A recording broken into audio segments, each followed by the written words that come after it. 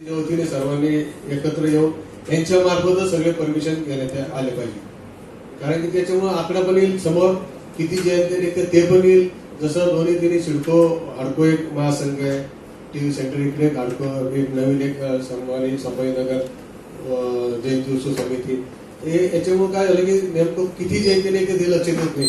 त्याच्यामुळं कलेक्टरला आणि सीपीला इथल्या सर्व पोलीस प्रशासनाला आम्ही विनंती करणार आहे की आमच्याकडे किमान नोंद झाली पाहिजे. आमच्या मार्फत जर केलं तर त्याला सुद्धा सुविधा मिळेल.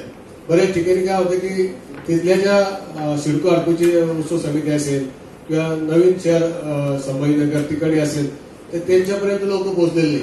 परंतु जिल्हा शिवजयंती उत्सव समिती सगळ्यांपर्यंत माहिती आणि ते सगळे आम्हाला फोन करतात आमच्या सगळ्या पदाधिकाऱ्यांना. तर आमच्या मार्फत जर सगळीकडे नोंद झाली तर लक्षात पण येईल काय अडचण असेल ते सॉल्व्ह करता येईल. दरवर्षीप्रमाणे याही वर्षी जिल्हा शिवजयंती उत्सव समितीतर्फे सर्वपक्षीय कार्यकारिणी काय कार्यक्रम होणार आहेत याच्या रूपरेषा ठरवण्यासाठी आजची पत्रकार परिषद बोलवण्यात आलेली आहे.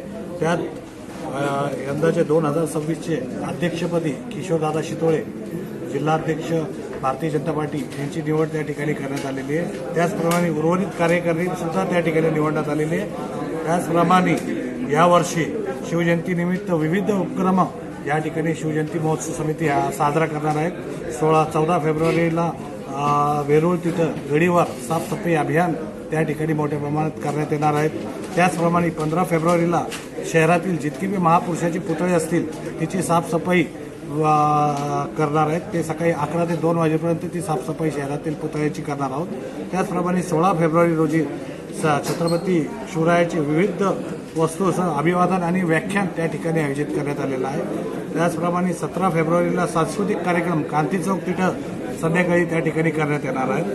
त्याचप्रमाणे 18 फेब्रुवारीला दीप उत्सव हा कार्यक्रम दरवर्षीप्रमाणे याही वर्षी मोठ्या उत्साहाने त्या ठिकाणी दीप उत्सव त्या ठिकाणी पाळणा ठेवला जाणार आहे आणि जन्मोत्सव सोहळा त्या ठिकाणी क्रांती चौक तिथं पार पडणार आहेत आणि रात्री 11:55 आतिषबाजी 18 तारखेला करण्यात येणार आहे. आणि 19 फेब्रुवारीला सकाळी 9 वाजता अभिवादन होईल. सर्वपक्षीय आमदार, खासदार, पालकमंत्री त्या ठिकाणी उपस्थित राहतील.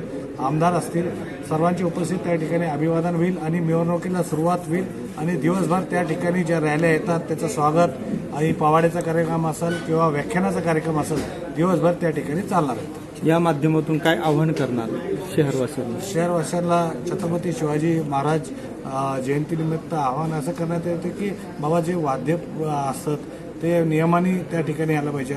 ज्या रॅल्या असतील त्या नियमाने त्या ठिकाणी असले पाहिजे आणि शिस्तीने यंदाची शिवजयंती साजरी करावी असं आवाहन शिवजयंती उत्सव समितीतर्फे करणार. ओके. छत्रपती शिवाजी महाराजच्या जयंतीनिमित्त शिवकालीन शस्त्र जे आहे चालवण्याचे प्रत्यक्ष दाखवण्याचा क्रम मोठ्या प्रमाणात घेण्याचं ठरवलेलं आहे.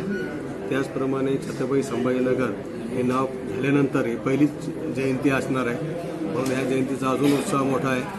छत्रपती संभाजीनगर जिल्हा उत्सव समिती आदरणीय आमचे मार्गदर्शक पृथ्वीराज भाऊ पवार यांनी चालू केलेला हा शिवजयंतीचा उत्सव तो आता गेल्या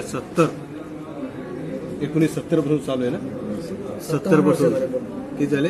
57 वर्ष झाले. तर ह्या वर्षापर्यंत अविरत चालू आहे आणि याच्यापुढे सुद्धा चालू राहा म्हणून ती जी परंपरा त्यांनी घालून दिली त्याच्यापुढे सुद्धा ती तशीच पाळल्या जाईल. आणि एकमेव उत्सव समिती अशी की ती प्रत्येक पक्षाला रोटेशनप्रमाणे न्याय दिला जातो आणि त्या पक्षाचा अध्यक्ष हा शिवजयंतीचा अध्यक्ष असतो. अध्यक्ष म्हणजे त्या पक्षाचा कार्यकर्ता हा किंवा अध्यक्ष या कार्यकारिणीचा अध्यक्ष असतो.